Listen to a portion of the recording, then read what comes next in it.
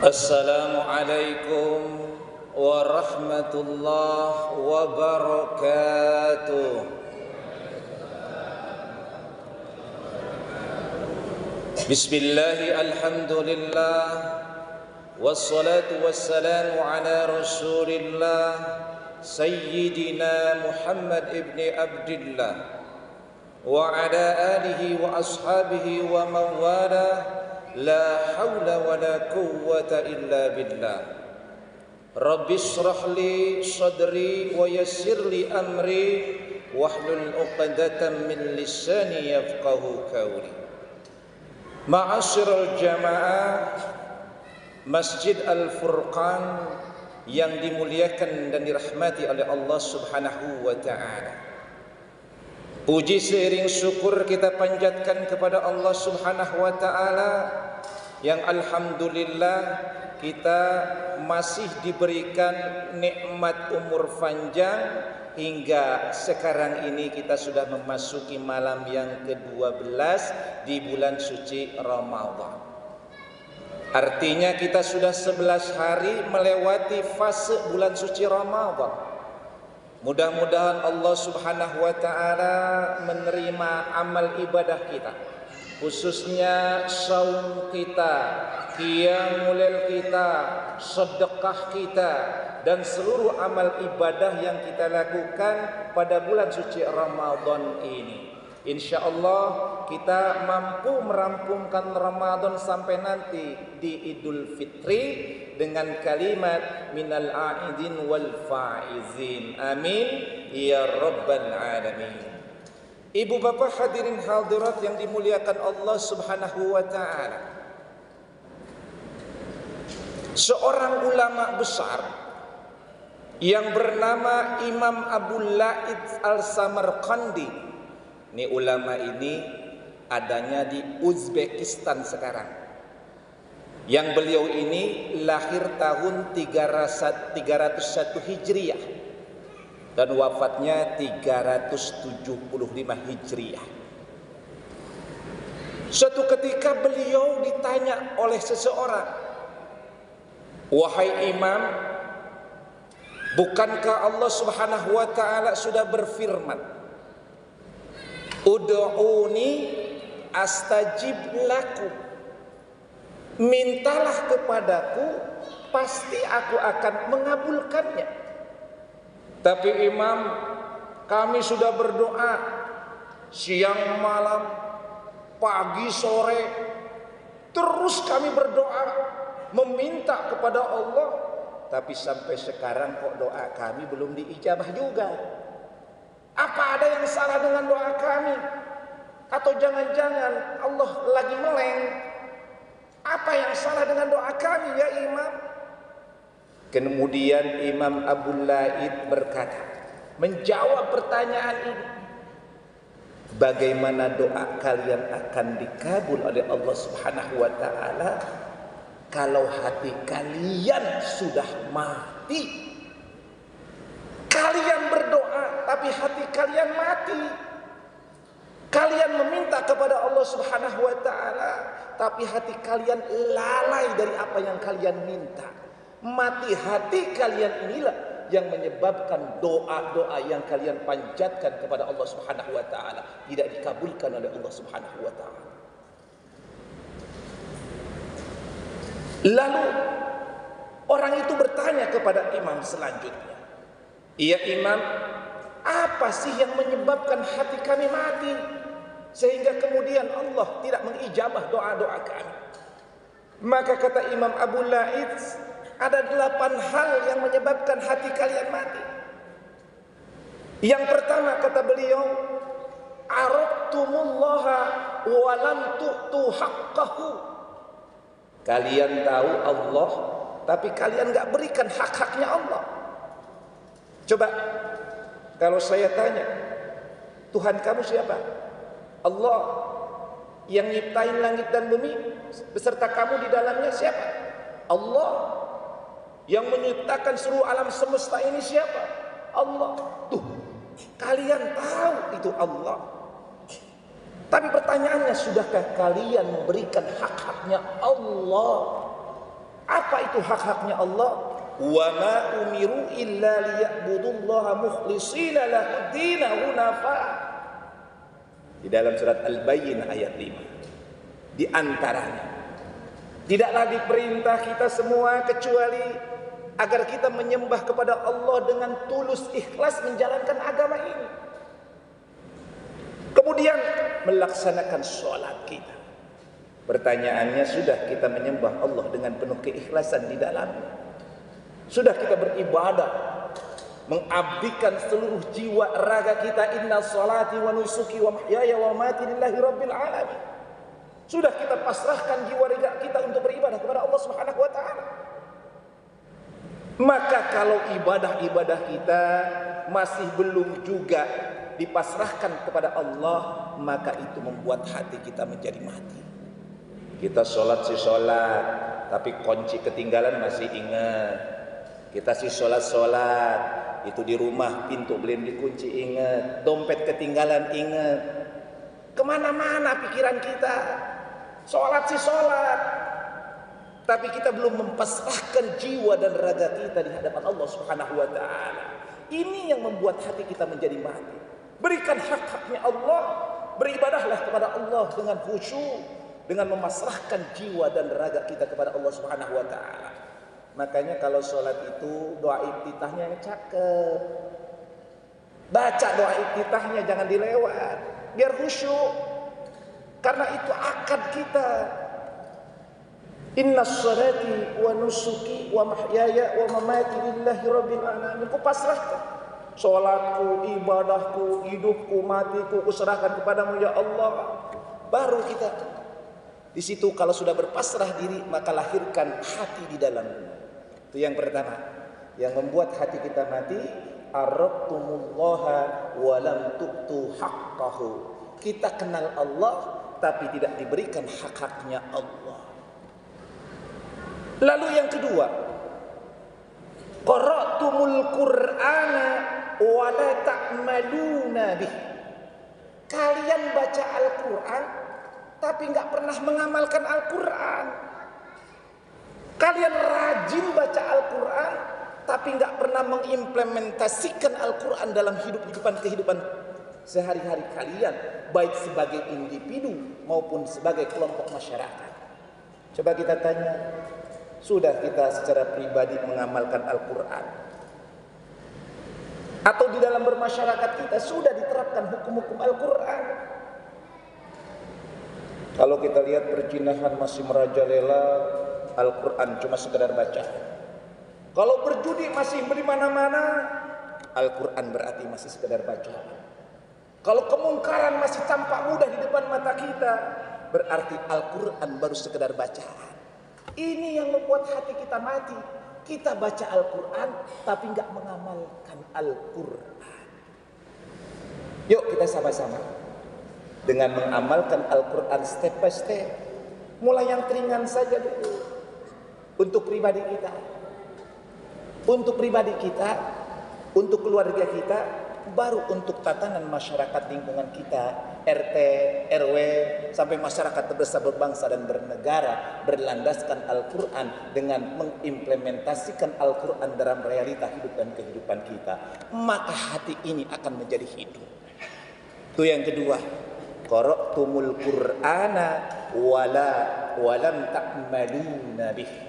Kalian baca Al-Quran tapi tidak mau mengamalkan daripada Al-Quran dalam hidup dan kehidupan kalian sehari-hari. Lalu yang ketiga, yang membuat hati kita mati ini, a'lantum annakum min ummati Muhammadin sallallahu alaihi wasallam. Kalian mengumumkan bahwa kalian ini adalah umat Nabi Muhammad sallallahu alaihi wasallam. Walam ta'malu bi sunnatihi. Tapi kalian tidak mengamalkan sunnah-sunnahnya. Sunnah hanya sekedar sunnah. Tapi praktek bagaimana Rasulullah dan akhlak tidak diterapkan dalam kehidupan kita. Yang dicontoh yang sangat fundamentalis yang dilakukan dalam Rasulullah dalam kehidupan beliau adalah akhlak. Kalau ditanya akhlak Rasulullah kayak gimana Pak Ustadz? Maka gampang. Khuluquhul Qur'an. akhlak Rasulullah adalah Al-Quran yang terangkum dalam siddiq, amanah, tabligh, fatonah. 4 perkara yang senantiasa Rasulullah SAW pegang teguh. Siddiq kita dalam hidup ini, jujur benar dalam hidup ini. Jujur sekarang kan jadi momok ya. Para pejabat di sono kadib semua tuh. 3 triliun gak jelas kemana tuh. Ya, ngucur 3,9 triliun 310 tuh langsung protes. 300 triliun 300 berapa? 360 lebih triliun gak jelas. Bohong semua. Bagaimana hati gak mati? Ngebohongin.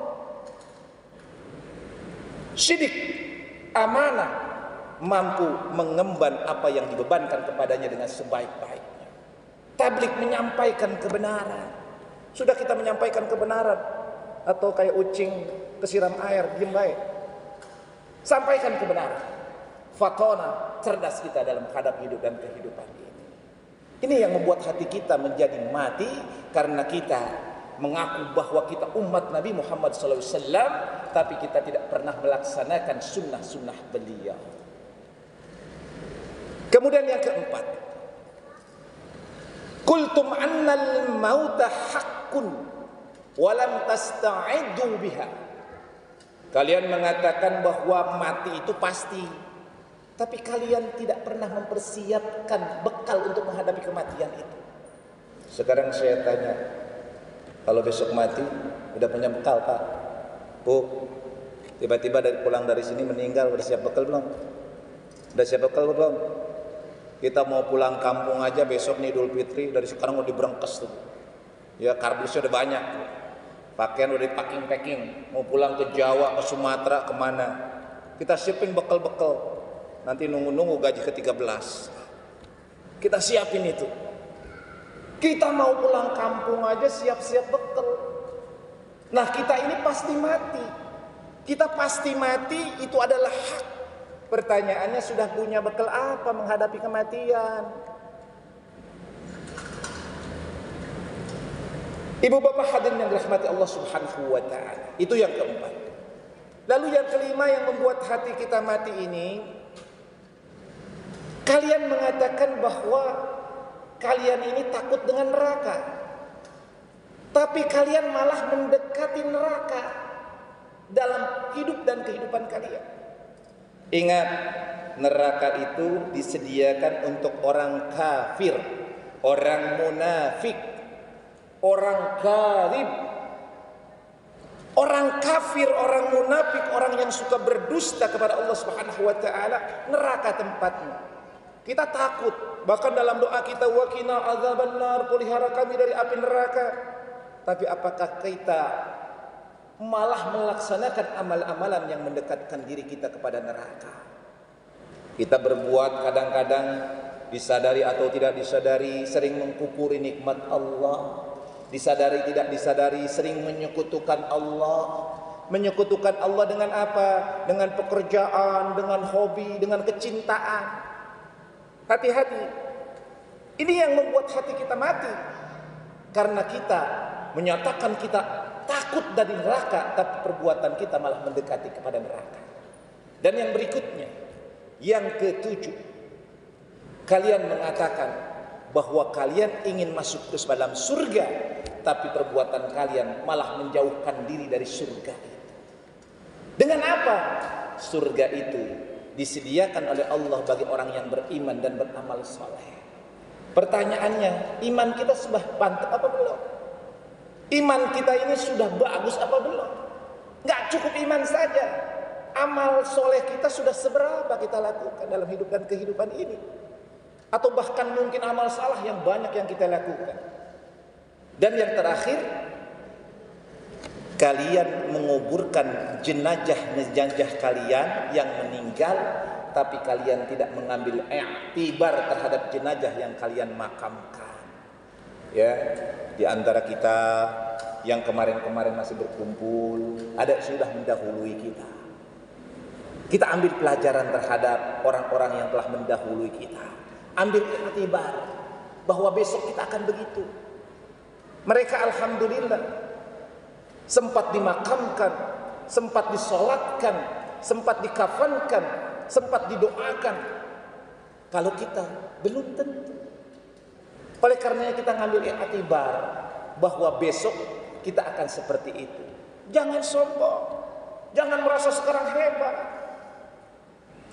Karena kalau sudah mati, maka tertutup segala hal, segala perkara tertutup, kecuali apa yang disabdakan oleh Rasulullah SAW.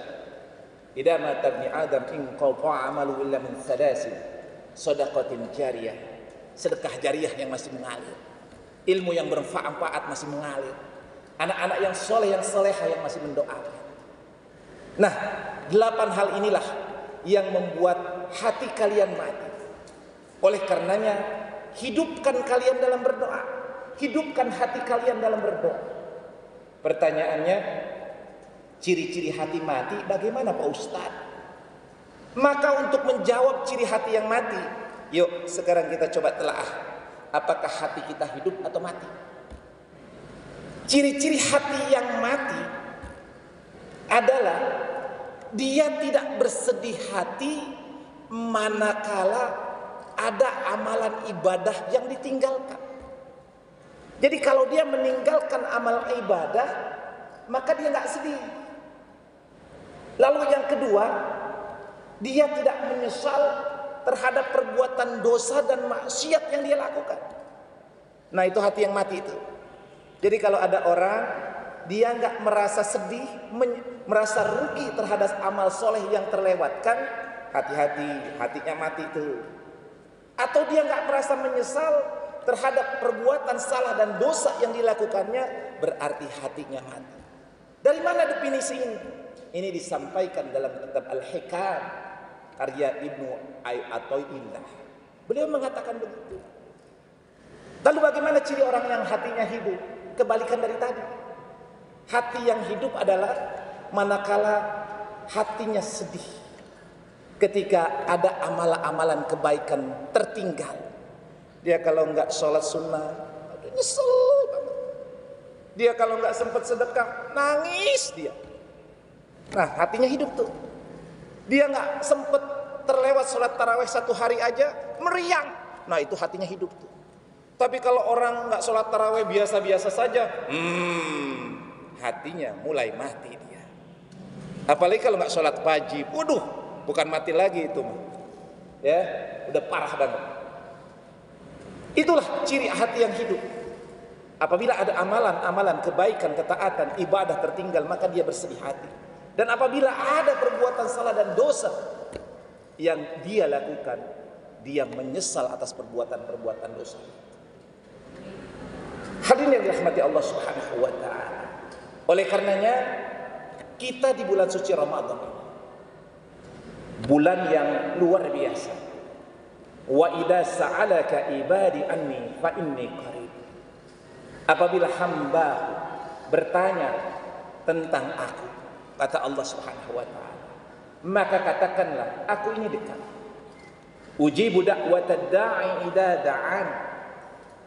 Aku mengijabah segala doa yang dipanjatkan oleh hamba-hambaku ketika dia berdoa. Bulan Ramadan. Oleh karenanya, yuk perbaiki doa-doa kita. Hadirkan hati di dalam doa-doa kita. Jangan lalai kita. Kadang-kadang kita doa kemana, apalagi kalau doanya dipimpin oleh imam. Doa imam panjang agak panjang dikit. Nanti nunggunya apa? Ini kapan Robbana Atina nya kapan? Doa imam ini panjang nih. Nanti nunggunya Robbana Atinanya kapan nih? Robbana Atina. Kalau doa dipimpin imam, kita nunggunya akhirnya dulu. Bagaimana Allah akan mengijabah doa kita? Sedangkan hati kita mati, hati kita kotor, hati kita penuh dengan hal-hal yang tidak tulus dan ikhlas di dalamnya. Hati-hati dalam berdoa. Ya, kalau berdoa itu jangan main-main. Jangan begini, ya Allah, saya minta agar saya menjadi orang yang bisa ngipas-ngipas duit sambil duduk. Nanti diijabah jadi tukang sate. Ya Allah, saya doa agar saya menjadi orang yang hanya uncang-uncang kaki, gerak-gerakan kaki, nanti duit datang sendiri. Nanti jadi tukang jahit. Atau berdoa, ya Allah, saya ingin menjadi penguasa orang kaya. Orang kaya bisa saya atur semau-maunya saya. Pokoknya saya menguasai orang kaya. Hati-hati berdoa begitu. Nanti bisa jadi tukang parkir. Ya, jadi berdoa itu hati-hati. Berdoalah untuk akhirat kita, maka insya Allah dunia akan mengikuti. Boleh kita berdoa didetailkan, ya Allah, saya ingin anak saya lulus sekolah. Boleh, silakan berdoa. Tapi ingat, prioritaskan doa-doa kita adalah untuk akhirat kita. Makanya doa sapu jagat itu luar biasa.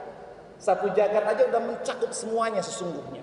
Rabbana atina fid dunya hasanah wa fil akhirati hasanah wa qina adzabannar. Itu udah sangat luar biasa.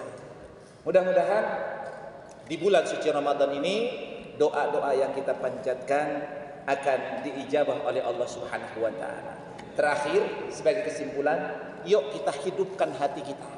Hidupkan hati kita ini agar ibadah-ibadah kita, doa-doa kita diterima oleh Allah Subhanahu wa taala. A'udzu billahi minasyaitonir rajim. Bismillahirrahmanirrahim. Wal 'ashri innal insana lafi khusr illa alladziina aamanu wa 'amilus shalihat wa tawassaw bil haqqi wa tawassaw bis sabr. Usikum wa nafsi bittaqullah. Assalamu alaikum warahmatullahi wabarakatuh.